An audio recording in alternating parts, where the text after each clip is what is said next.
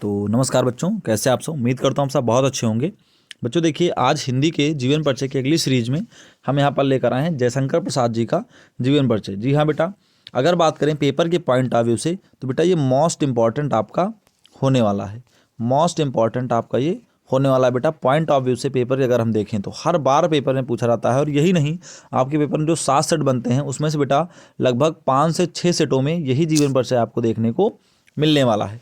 चलिए बेटा, फटाफट से बिना देर के हुए वीडियो को शुरू कर लेते हैं भाई, है ना। उससे पहले आपसे छोटी सी रिक्वेस्ट है कि अगर आप चैनल पर पहली बार आए हो तो वीडियो को लाइक और चैनल को सब्सक्राइब जरूर कर देना, क्योंकि हमारे इस चैनल पर आपको ऐसी वीडियोज़ मिलती रहती हैं। चलिए बेटा, फटाफट से वीडियो को शुरू कर लेते हैं। बेटा यहाँ पर देखिए, छायावादी युग के प्रवर्तक, यानी इन्हें छायावादी युग का प्रवर्तक बोला जाता है। और जो महाकवि थे हमारे जयशंकर प्रसाद जी, इनका जन्म बेटा काशी के एक संपन्न वैश्य, यानी कि वैश्य परिवार जो होता है बेटा, इसको हम लोग गुप्ता बनिया बोलते हैं, उस परिवार में सन 1890 ईस्वी में हुआ था। कहीं कहीं भी बेटा ये आपको 1889 भी मिलता है, लेकिन 1890 यहाँ पर सही होने वाला है।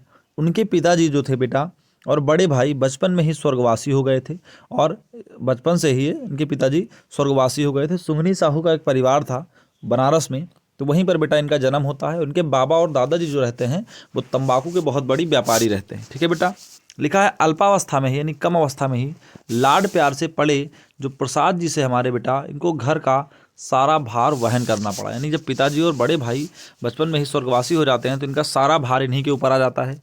और उन्होंने विद्यालयीय शिक्षा छोड़कर घर पर ही अंग्रेजी, हिंदी, बंगला और संस्कृत आदि भाषाओं का ज्ञान अर्जन किया। यानी कि बेटा विद्यालय नहीं जाते थे ये, और घर पर ही बंगला, हिंदी, अंग्रेजी, साहित्य, इन सब भाषाओं का ज्ञान जो है वो प्राप्त करते थे। आगे लिखा हुआ बेटा, अपने पैतृक कार्य को करते हुए, यानी जो उनका पैतृक कार्य था उसको करते हुए भी इन्होंने अपने भीतर काव्य प्रेरणा को जीवित रखा। यानी जो काव्य की प्रेरणा थी इनके अंदर, जो काव्य करने की क्षमता थी, तो उसको बेटा इन्होंने जीवित रखा। और जब भी समय मिलता तो उनका मन भाव जगत के पुष्प चुनता। यानी कि बेटा जब भी इनका जो है टाइम इनको मिलता तो ये क्या करते बेटा, भाव जगत यानी कि अपनी भावनाओं में खो जाते, जिन्हें वे दुकान के बही पन्नों को जो है संजो दिया करते थे। यानी बही पन्ने जो होते थे बेटा उन्हीं में वो लिख दिया करते थे, उन चीज़ों को उसी में संजो दिया करते थे। तो उम्मीद करता हूँ कि यहाँ तक आपको समझ में आ गया होगा। आगे देखिएगा बेटा क्या लिखा हुआ है। द्विवेदी युग से जो है अपनी काव्य रचना का प्रारंभ करने वाले, यानी कि इन्होंने अपनी जो काव्य रचना प्रारंभ करी थी वो द्विवेदी युग से करी थी। करने वाले महाकवि जयशंकर प्रसाद छायावादी काव्य के जन्मदाता एवं छायावादी युग के प्रवर्तक समझे जाते हैं। यानी कि द्विवेदी युग से जो अपनी काव्य रचना प्रारंभ करने वाले महाकवि जयशंकर प्रसाद से बेटा छायावादी काव्य के जन्मदाता एवं छायावादी युग के प्रवर्तक समझे जाते हैं। इनकी रचना कामायनी एवं कालजयी कृति है। इनकी रचना जो है कामायनी, ये कालजयी कृति है। मतलब कामायनी इनकी बहुत ही प्रसिद्ध रचना है, जिसमें छायावादी प्रवृत्तियों एवं विशेषताओं का समावेश हुआ है। यानी छायावादी प्रवृत्तियाँ जिसमें बताई गई हैं, और अंतर्मुखी कल्पना एवं सूक्ष्म अभिभूतियों की अभिव्यक्ति प्रसाद जी के काव्य की मुख्य विशेषता रही है। ठीक है, प्रसाद जी के काव्य की मुख्य विशेषता रही है। आगे देखिएगा बेटा क्या लिखा हुआ है। हिंदी का यह महाकवि सन 1937 में परलोक सिधार गया। ठीक है बेटा, सन 1937 में इनकी मृत्यु हो जाती है ना। आगे देखिएगा लिखा हुआ है, प्रसाद छायावादी युग के सर्वश्रेष्ठ कवि रहे हैं। प्रसाद जी जो हैं छायावादी युग के सर्वश्रेष्ठ कवि रहे हैं। प्रेम और सौंदर्य इनके काव्य का प्रमुख विषय रहा है। यानी प्रेम और सौंदर्य जो है वो इनके काव्य का प्रमुख विषय रहा है। इनकी इसी क्रांति ने एक नए युग का सूत्रपात किया। इनकी इसी क्रांति ने, और जिसे छायावादी युग के नाम से जाना जाता है, यानी इन्हीं के नाम से इसे छायावादी युग के नाम से जाना जाता है बेटा, जिस युग में ये थे। आगे देखिएगा इनकी कृतियों में क्या लिखा गया बेटा, वो इनकी कौन कौन सी कृतियां हैं जो इन्होंने लिखी हैं। ठीक है, देखिए लिखा हुआ है, प्रसाद जी सर्वतोन्मुखी यानी हर मुख के प्रतिभा संपन्न व्यक्ति थे। उन्होंने कुल 67 रचनाएं प्रस्तुत की। इनकी प्रमुख काव्य रचनाओं का विवरण इस प्रकार है। कौन कौन सी प्रमुख काव्य रचना है देखेंगे बेटा। तो पहली काव्य रचना यहाँ पर लिखी गई है बेटे, कौन सी, कामायनी। कामायनी है तो यह महाकाव्य छायावादी महाकाव्य का कीर्ति स्तंभ है। यानी छायावादी महाकाव्य में पहला बड़ा जो है महाकाव्य इसको माना गया है। इस महाकाव्य में मनु और श्रद्धा के माध्यम से मानव के हृदय ने श्रद्धा और बुद्धि ने ईड़ा के समन्वय का संदेश दिया गया है कामायनी में। आंसू बेटा बात करें तो यह वियोग पर आधारित काव्य है। इसके एक एक छंद में दुख और पीड़ा साकार उठ, यानी इसमें दुख और पीड़ा का जो है वो वर्णन किया गया है। आगे देखिएगा आंसू है बेटा दूसरे नंबर पर, हो गया है ये। चित्रधार देखिए, यह प्रसाद जी का ब्रज भाषा में रचित काव्य संग्रह है। इसके बाद देखेंगे बेटा लहर क्या लिखा हुआ है।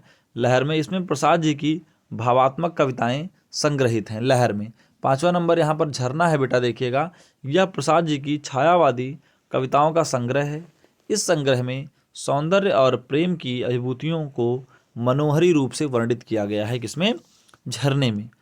उसके बाद बेटा देखेंगे क्या लिखा हुआ है कि इनके अतिरिक्त, यानी जो मैंने आपको बताएं, इनके अतिरिक्त प्रसाद जी ने अन्य विधाओं में भी साहित्य रचना की है, और उसका विवरण कुछ इस प्रकार है। जैसे अगर बात करें बेटा नाटक के अंतर्गत, तो नाटककार के रूप में उन्हें चंद्रगुप्त, स्कंदगुप्त, ध्रुव स्वामिनी, जन्मेजय का नागयज्ञ, कामना, एक घूंट, विशाख, राज्यश्री कल्याणी, अजातशत्रु और प्रायश्चित नाटकों की रचना की है। बेटा बात करें अगर पेपर के पॉइंट ऑफ व्यू से, तो इनके सभी नाटक जो हैं वो मोस्ट इंपॉर्टेंट है। कौन कौन से यहाँ पर इनके नाटक प्रसिद्ध जो हैं वो होने वाले हैं, मैंने इसको जो है सर्कल में कर दिया है, इसको आप जरूर देख लेंगे।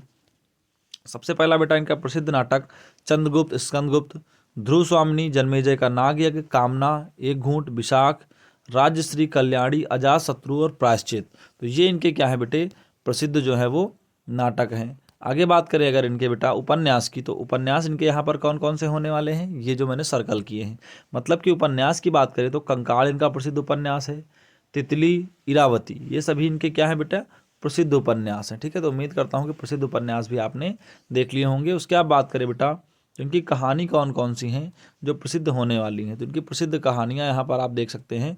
प्रसिद्ध कहानी की अगर बात करें बेटा तो संग्रह प्रसाद जी उत्कृष्ट कोश के कहानीकार थे। ठीक है, उनकी जो है बेटा कहानियों में भारत का अतीत मुस्कुराता है, यानी भारत का जो अतीत है, पास्ट है, उसका इन्होंने बहुत अच्छे तरीके से वर्णन किया है, जिसमें प्रतिध्वनि है, छाया है, आकाशदीप है, आंधी है और इंद्रजाल है।